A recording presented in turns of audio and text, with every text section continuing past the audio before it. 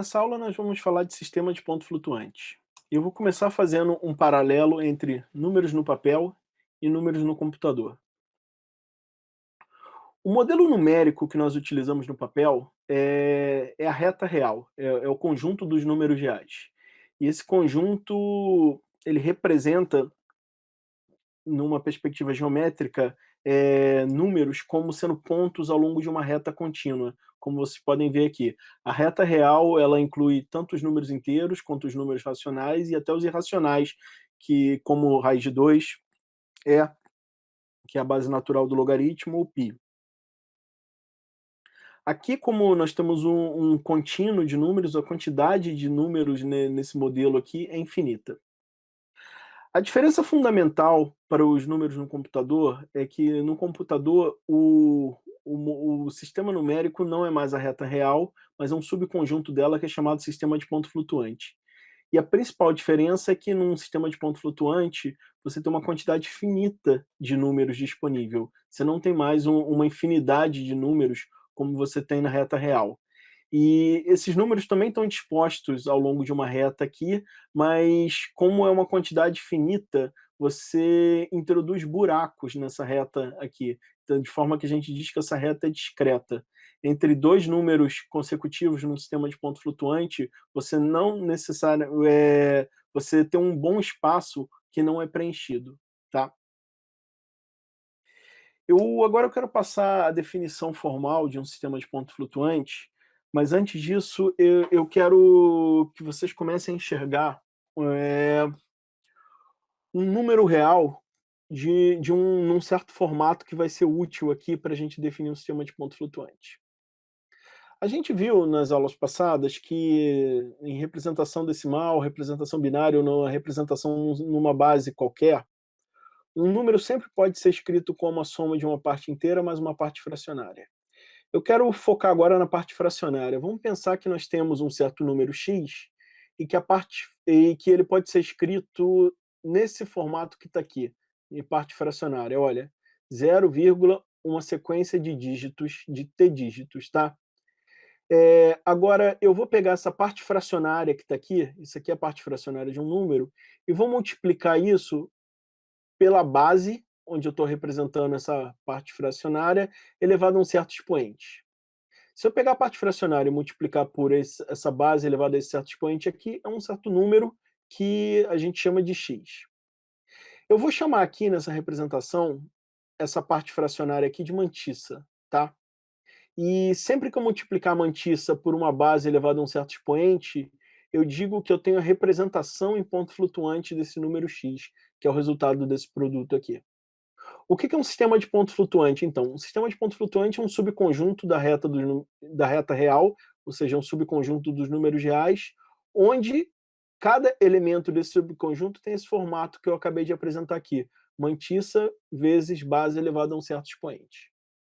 Aqui na mantissa, os dígitos são números inteiros que tomam valores entre 0 e beta menos 1, porque isso aqui é uma representação em base beta, a gente sabe que em base beta os dígitos que eu tenho disponíveis são aqueles inteiros entre 0 e beta menos 1. Por exemplo, se isso aqui for a base 2, ou seja, for uma base binária, os dígitos são 0 e 1. Se for a base 10, os dígitos são 0, 1, 2, 3, 4, 5, 6, 7, 8, 9. Agora tem uma peculiaridade aqui. Eu não vou admitir na mantissa que o primeiro dígito seja 0. Então, sempre que eu me referir a um número nesse formato mantissa vezes base elevado a um expoente, está implícito que o primeiro dígito depois da vírgula aqui é diferente de 0, tá? É, o sistema de ponto flutuante foi definido em termos desse formato aqui. Vocês podem ver que tem umas certas quantidades, tem uns certos parâmetros aqui que definem esse formato. Um parâmetro é a base, esse beta aqui, tá? Que a gente sabe que é um natural maior que 1. A base também é chamada de radix. O outro parâmetro aqui é t, que é chamada precisão, que é um natural maior ou igual a 1, tá? Você pode pensar que t é a quantidade de dígitos significativos nessa representação. E o terceiro parâmetro é o é o expoente da base aqui. E esse número, ele toma valores entre uma certa cota inferior, mzinho, e uma cota superior, mzão. Ele toma valores inteiros entre mzinho e mzão, tá? A notação que eu vou usar quando eu quiser me referir a um sistema de ponto flutuante ou é f de beta-t mzinho mzão, ou simplesmente beta-t mzinho mzão entre parênteses. Eu posso fazer uso das duas notações e nesse curso eu vou fazer uso das duas, tá? Para fixar esse conceito de ponto flutuante, eu vou fazer um exemplo agora bem simplista, que eu vou usar esse sistema de ponto flutuante que está indicado aqui, é um sistema binário, a base é 2, ele tem 3 dígitos de precisão, e o expoente toma valores entre -1 e 3, toma valores inteiros entre esse número aqui, que é -1, e esse número aqui, que é 3, tá? Eu gosto de dizer que isso aqui é um sistema de ponto flutuante de brinquedo. Por quê? Porque ele é pequeno demais para ele ser útil em qualquer aplicação. Qualquer dispositivo que usasse esse sistema de ponto flutuante aqui seria um dispositivo eletrônico muito impreciso para fazer contas. Mas por ele ser um sistema pequeno, ele é muito bom para a gente ver algumas coisas aqui que seriam difíceis de ver com um sistema de ponto flutuante realista. Então, eu vou me valer da simplicidade dele para poder ilustrar alguns fatos aqui. Eu vou fazer 3 perguntas sobre o sistema de ponto flutuante, e eu quero que vocês me ajudem a responder elas. A primeira pergunta é: quais números que são representáveis nesse sistema? A segunda é: qual é o menor número representável? E eu estou botando entre parênteses aqui em módulo e não nulo. Então, eu estou querendo saber o menor número representado em módulo, ou seja, positivo, e que não seja zero. E qual é o maior número representável em módulo? Vamos explorar um pouco a definição desse sistema de ponto flutuante. Ele usa base 2, ele é um sistema binário. Então, o beta é 2, então tanto a representação da mantissa vai ser feita em base 2, quanto aquela base elevada a um expoente tem base 2 aqui, né? A precisão era igual a 3, então a mantissa tem 3 dígitos, como a gente está vendo aqui. Agora eu recordo que a mantissa, o primeiro dígito dela não pode ser 0, né? Isso era uma condição que eu coloquei na definição de mantissa. Como o sistema é binário e os dígitos só podem tomar valores 0 ou 1, isso automaticamente caracteriza o dígito 1 da mantissa aqui, o primeiro dígito depois da vírgula, como sendo 1. Os demais dígitos podem tomar tanto o valor 0 quanto o valor 1. E esse expoente aqui, que eu elevo 2, ele é um inteiro entre -1 e 3, ou seja, ele pode ser -1, 0, 1, 2 ou 3. Tem 5 valores possíveis para ele. Então, eu tenho 5 valores possíveis aqui para esse expoente. Eu tenho 2 valores possíveis para esse segundo dígito, eu tenho 2 valores possíveis para esse terceiro dígito. Então, 2 vezes 2 dá 4. 4 vezes 5 dá 20. Eu posso jogar com esses números aqui para produzir 20 combinações de mantissa vezes base elevado a esse expoente aqui, né? E como eu também tenho a possibilidade de ter um número positivo e um negativo, eu consigo produzir 40 números aqui, né? Nesse formato. E eu vou colocar eles aqui, ó. Você repara que o primeiro dígito depois da vírgula é sempre 1, mas eu varri todas as possibilidades aqui para o dígito 2 e para o dígito 3.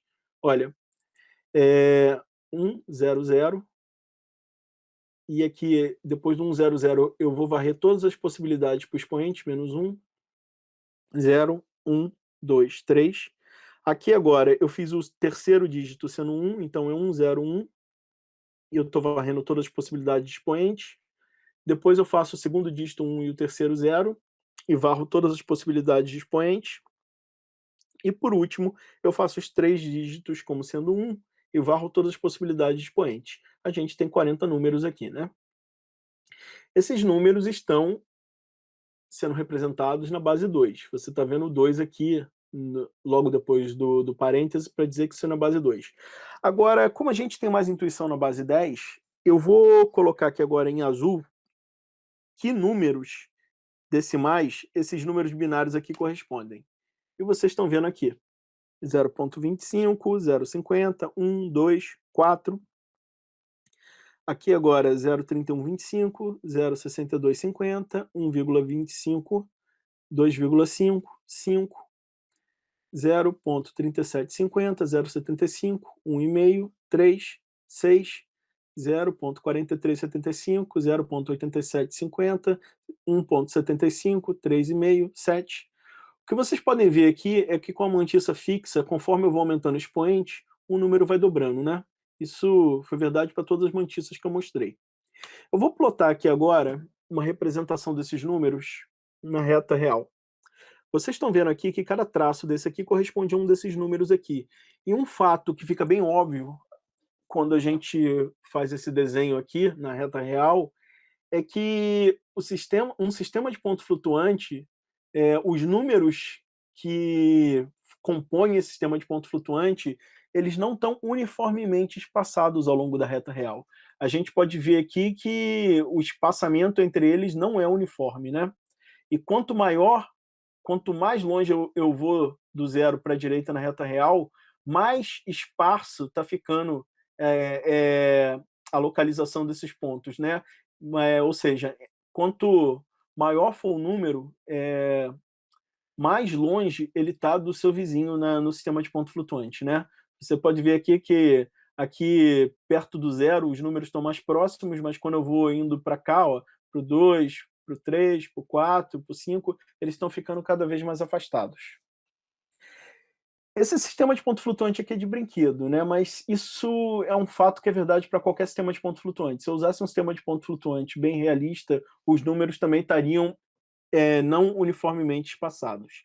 Só que aqui, como a gente tem um buraco grande entre dois números consecutivos, isso que torna esse sistema de brinquedo, porque eu posso querer usar um número que está aqui, por exemplo, vamos ver aqui, entre o 4 e o 5, não tem ninguém aqui, né? Imagina que eu quisesse representar um número 4,5, eu não ia poder aqui.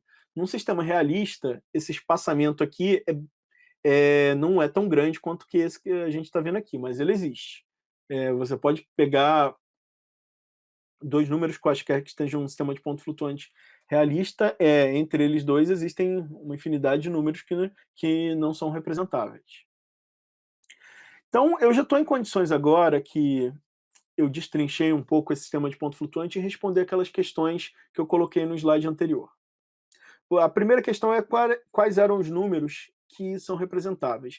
Eu faço uma pergunta aqui agora, então, quantos são esses números representáveis? E vocês devem dizer, você já deu a resposta antes, são 40. E se você respondeu 40, você errou. Por quê?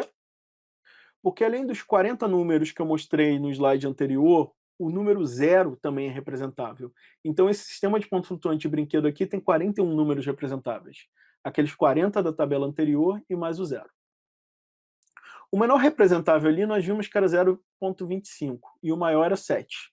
Agora tem uma razão para isso.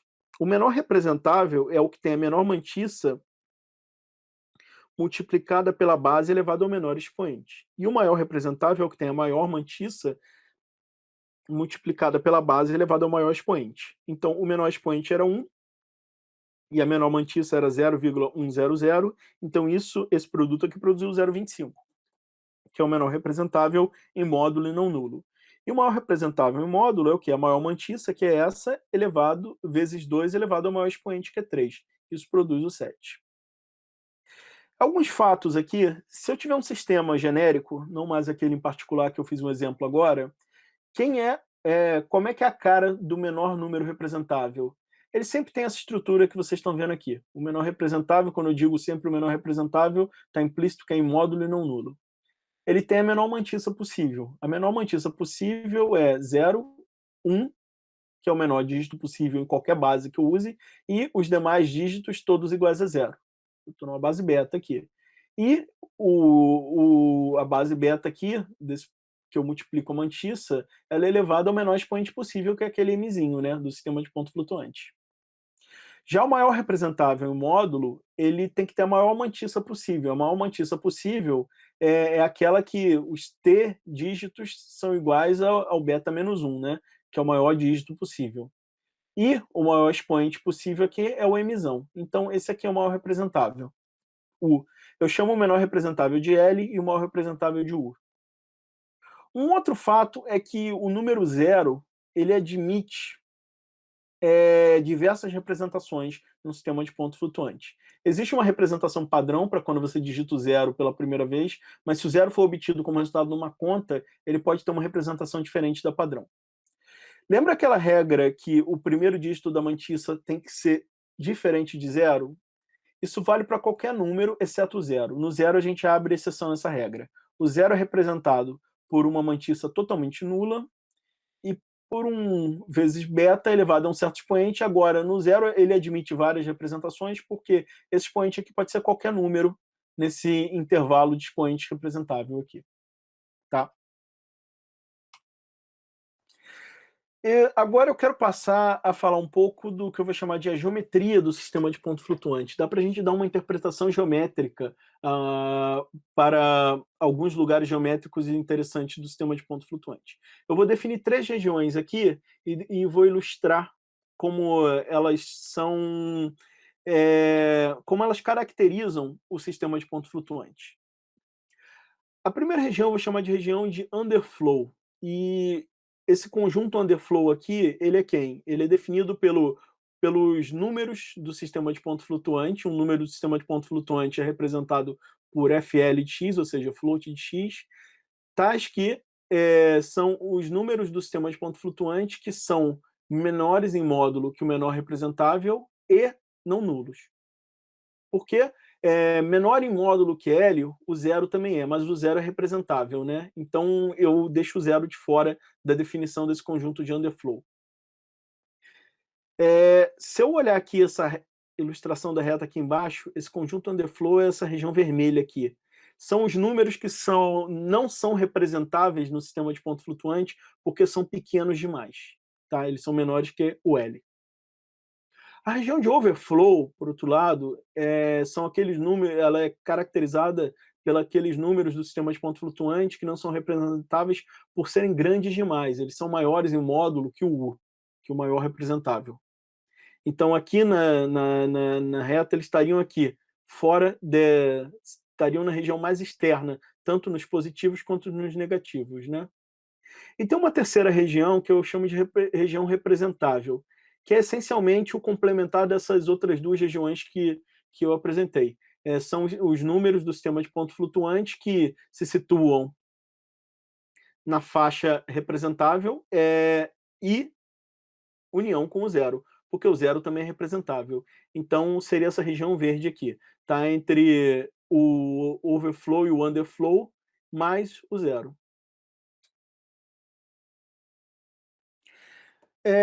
Agora, está claro pela geometria ali que existem números que não podem ser representados, por serem pequenos demais ou por serem grandes demais, mas devido à natureza finita do sistema de ponto flutuante, como um sistema de ponto flutuante, por construção, é um conjunto de números finito, existem números que, em princípio, estariam na faixa representável entre o L e o U, mas que não podem ser representados de maneira exata. Por quê? Porque eles têm dígitos demais. É um número típico com essa forma aqui. Ó. Vocês estão vendo aqui ó, a mantissa aqui tem mais de T dígitos. Então, não dá para representar esse número naquele sistema porque ele é grande demais, em certo sentido. Ele tem dígitos demais. Então, como não dá para colocar esse número não se encontra naquele sistema de ponto flutuante por construção, se eu precisar trabalhar com ele, e como no computador eu só tenho à disposição os números do sistema de ponto flutuante, eu vou ter que obter uma certa aproximação para esse número. Eu vou ter que obter uma representação não exata. Tá? E os sistemas de ponto flutuante usuais, eles podem obter essa aproximação de 2 maneiras. Uma é utilizando uma estratégia de truncamento do número, a outra forma é usando uma estratégia de arredondamento. Eu vou dar mais detalhes sobre essas 2 estratégias agora. Se eu quiser representar um número com mais de T dígitos no sistema de ponto flutuante através da estratégia de truncamento, o que eu faço é pegar os dígitos a partir do T mais 1, jogar ele fora, simplesmente, e digo que esse número aqui que resulta de manter T primeiros dígitos é a minha representação do número x.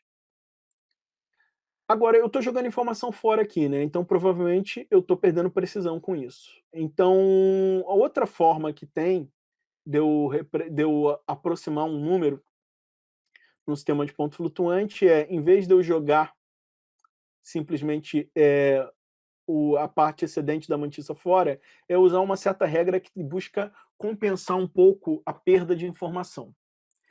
E essa regra é a seguinte: se o meu primeiro dígito ali, da parte que eu vou descartar, ele for menor que a metade da base, eu simplesmente jogo fora e faço que nem no truncamento. Agora, se ele for maior, o que eu vou fazer é substituir, eu vou modificar o último dígito aqui, eu vou somar o beta elevado a menos a precisão para compensar um pouco dessa perda de informação. E no caso se eu tiver aqui o dígito t mais 1 for exatamente a metade do valor da base, eu arredondo esse dígito para o número par mais próximo. Essa é a regra do arredondamento. O truncamento é uma estratégia, um sistema que usa truncamento, ele é mais rápido para fazer conta. Agora, um sistema que usa arredondamento é mais preciso. Então, normalmente, você tem que balancear. O que é mais importante para você, velocidade ou precisão? A maioria dos computadores usa truncamento, porque normalmente velocidade é mais crítico. Como eu tenho essa representação do x não é exata, existe um erro envolvido aqui. Eu posso quantificar ele tanto com uma medida de erro absoluto como com uma medida de erro relativo. Aqui eu estou apresentando expressões são certos limitantes superiores para o valor do erro absoluto e para o valor do erro relativo. O erro absoluto é a diferença em módulo entre o número exato e a sua representação não exata no sistema de ponto flutuante. Se eu uso, e o erro relativo, ele é o erro absoluto dividido pelo módulo do valor exato. Obviamente, isso se o número for diferente de zero, para essa divisão fazer sentido. Em qualquer um desses casos aqui, tanto no erro absoluto quanto no erro relativo, esses erros aqui são limitados por uma quantidade chamada εm, que a gente chama de precisão da máquina. O que é precisão da máquina? A precisão da máquina, intuitivamente, é um número, é o menor número representável que, se eu somar, por exemplo, 1 com ele, eu tenho um resultado diferente de 1. Se eu pegar um número representável menor que a precisão da máquina e somar com 1, o resultado vai ser 1, porque esse número é pequeno demais. Então, a precisão da máquina é ela define um certo limiar para que eu consiga ter o resultado de uma operação de ponto flutuante produzindo um número diferente do que o primeiro operado aqui nessa soma. Por ter essa característica aqui, a precisão da máquina às vezes também é chamada de zero da máquina. O que vocês reparam aqui é que tanto o erro absoluto quanto o erro relativo dependem do zero da máquina, dependem da precisão da máquina. E que o truncamento sempre produz um erro que ele está produzindo um erro que, grosso modo, é 2 vezes o erro do arredondamento. Agora, aqui não é uma igualdade, isso aqui é uma desigualdade. Então, o que eu tenho aqui não é um valor exato para o erro absoluto ou um valor exato para o erro relativo. Eu tenho uma cota superior, eu tenho um certo limitante superior. Eu sei que o erro absoluto é menor ou igual que essa medida aqui, se eu uso truncamento, ele é menor ou igual que essa medida aqui, se eu uso arredondamento. E idem para o erro relativo. O erro relativo é menor que 2 vezes a pressão da máquina, se eu uso truncamento, ou ele é menor que a pressão da máquina, se eu uso arredondamento. Agora, o erro absoluto aqui, o erro relativo é uma certa medida de erro que é independente da escala. Se ela consegue mensurar tanto números pequenos quanto números grandes de uma forma que é independente do tamanho desse número aqui. No caso do erro absoluto, não. Eu tenho uma certa influência do tamanho, porque vocês veem aqui que está aparecendo aqui o beta elevado ao expoente, né? Então, para dar um exemplo concreto aqui, se eu subtrair, se eu tenho x igual a 1 milhão e eu tenho a representação de x igual a 1 milhão menos 1, a diferença, o erro absoluto aqui é de uma unidade. Se eu tenho o x sendo 3 e a representação dele sendo 2, o erro absoluto também é de uma unidade. Agora, no primeiro exemplo, se o x for 1 milhão e a representação for 1 milhão menos 1, o erro absoluto ser 1, ele é pequeno, porque 1 é muito pequeno diante de 1 milhão. Agora, no segundo caso, ele é um erro grande, né? O erro absoluto não é sensível para esse tipo de efeito aqui. Ele pode mascarar a realidade, se o erro é grande ou pequeno, porque ele tem esse efeito da escala. Quando eu divido por x aqui no relativo, eu elimino esse efeito da escala. Então, no caso aqui, o erro relativo de representar 1 milhão por 1 milhão menos 1, eu ia ver que isso aqui é uma boa representação. E no caso de eu representar 3 por 2, o erro relativo ia me dizer que isso não era uma boa representação, porque ia dar um erro relativo alto. Tá? Eu quero agora, para a gente fechar essa parte de ponto flutuante, discutir brevemente um sistema de ponto flutuante que é realista, diferente daquele de brinquedo que eu apresentei no início da aula. Eu quero apresentar aqui agora um sistema de ponto flutuante que é utilizado pelos computadores e dispositivos eletrônicos em geral hoje em dia e é o padrão. É o chamado sistema I3S754-2008. Todo computador moderno utiliza esse sistema de ponto flutuante. E por que é necessário padronização? Para que os computadores deem o mesmo resultado quando eles fazem a mesma conta. Se você não tivesse isso, você poderia ter o seu computador dando um resultado, do seu vizinho dando outro. Nesse sistema aqui, a representação de um real, o float de um real, ele vai ter essa cara aqui. É parecida com aquela definição que eu mostrei lá para um sistema genérico, mas tem certas peculiaridades. Por exemplo, eu tenho uma estrutura para definir o sinal do número. Lá eu coloquei um mais ou um menos, mas em termos de linguagem de máquina, o sinal é definido aqui dessa forma. Eu tenho um menos 1 elevado a s. Se o s tomar valor 0, o menos 1 elevado a 0 é 1, isso indica que o número é não negativo. Se o s tomar valor 1, menos 1 elevado a 1 é menos 1, ele fica com sinal negativo. Tá? Então, o sinal do número é representado dessa maneira aqui. Em vez de começar a mantissa por 0, a gente coloca 1 na mantissa, porque é um sistema binário, né? Então, o primeiro dígito vai ser 1, e sigo aqui com t menos 1 dígitos. Tá? Então, a mantissa tem isso, e a base é 2. Só que o expoente aqui, em vez de colocar naquela outra forma que eu coloquei lá, 2 elevado a e, eu coloco 2 elevado a e menos o maior representável. Esse sistema I3A754, nos computadores, nas linguagens de programação, normalmente ele tem 3 sabores. É o half, o single e o double. Precisão, meia precisão, precisão simples e precisão dupla. Tá? Essa tabela aqui sintetiza as informações que caracterizam cada sabor aqui. Você usa um bit, um dígito aqui para representar o sinal, no half, 5 para representar o expoente. Esse E aqui, ele é caracterizado com 5 dígitos. Você usa 10 para mantissa e 10 mais 5 mais 1 totaliza 16 bits. O sistema single tem 32 bits, 23 para mantissa, 8 para o expoente e 1 para o sinal. E o double tem 64 bits, 52 para mantissa, 11 para o expoente e 1 para o sinal. Em todos eles, a base é beta, só que você pode reparar aqui que o número a precisão é diferente, né? No half você tem precisão de 11 dígitos, no single 24 dígitos e no double 53 dígitos. Aqui estão os menores expoentes dessa faixa do E, né? E aqui estão os maiores. Essa faixa de expoentes aqui acaba representando o quê? Uma precisão de máquina de 10 a menos 3 para o half, 10 a menos 7, aproximadamente 10 a menos 7 para o single, e aproximadamente 10 a menos 16 para o double. Ou seja, o single e o double são mais usuais. Então, se você usar precisão simples, o seu zero está na ordem de 10 a menos 7, e se você usar precisão dupla, ele está na ordem de 10 a menos 16. Vamos ver um exemplo aqui para fixar essa ideia do sistema I3S754. Eu estou dando esse número decimal aqui para vocês, 0,15625. Esse número aqui, se você converter para binário e colocar a mantissa nesse formato aqui, do E3S754, essa aqui é a representação binária dele, mas seria a representação binária no papel.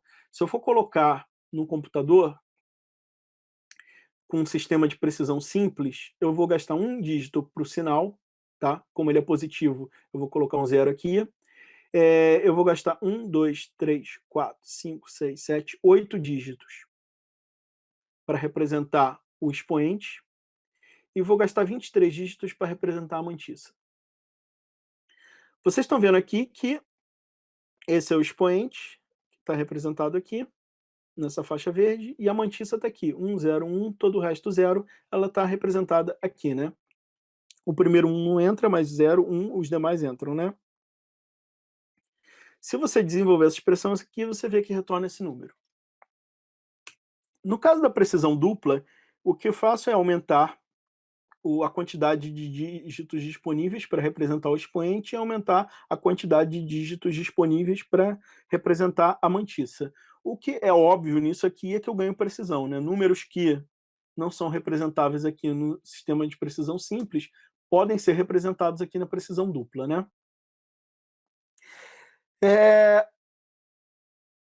A título de informação adicional, eu quero falar também de alguns valores especiais que aparecem no sistema de ponto flutuante. Por exemplo, o número 0, os símbolos infinito e mais infinito e not a number. O 0, no sistema de ponto flutuante, ele tem o expoente, ele é representado como? A representação padrão dele é ter todos os dígitos do expoente igual a 0, todos os dígitos da mantissa igual a 0, e o sinal pode ser arbitrário, pode ser tanto 0 quanto 1. Agora, o infinito, o mais infinito e o menos infinito vão diferir somente pelo sinal. Nos dois, você tem todos os dígitos da mantissa iguais a 1, e todos os dígitos do expoente igual a 1 e todos os dígitos da mantissa igual a 0. E esse símbolo not a number, ele é usado para definir situações onde você acaba realizando com um ponto flutuante uma operação matemática cujo resultado é indefinido. Por exemplo, se você dividir um número por 0, isso não é uma operação definida, é uma operação realizável na aritmética usual, né? Se você fizer isso no computador, você vai obter um not a number como resposta. E o not a number tem todos os dígitos do expoente igual a 1 e a mantissa diferente de 0. Para a gente fechar essa aula, eu vou deixar um exercício teórico e um exercício computacional, para vocês tentarem fixar um pouco mais esse conceito aqui e fazerem um exercício mão na massa para também ver certas características do computador de vocês. Eu estou dando um sistema de ponto flutuante aqui decimal, com 3 dígitos de precisão e cujo os expoentes correm entre -3 e 4. Também é um sistema de brinquedo. Isso aqui não é um sistema realista, mas ele é bom para propósitos didáticos. Esse sistema aqui, ele usa truncamento para tratar os números que não podem ser representados de maneira exata aqui. Eu faço 3 perguntas aqui. Qual a região de overflow desse sistema? Qual é a região de underflow? E qual a representação do número alfa igual a 10 a menos 5 nesse sistema? Pensem e a gente pode discutir a resposta na próxima aula. O exercício computacional, eu quero que vocês façam uma certa função no Octave que implementa um algoritmo para calcular a precisão da máquina. Se vocês lembrarem o que é a precisão da máquina, intuitivamente é o menor número representável que, quando somado com 1, vai produzir um resultado diferente de 1. Pensa um pouco na definição, tenta bolar um algoritmo para poder calcular esse número e implementa isso no Octave, tá bom?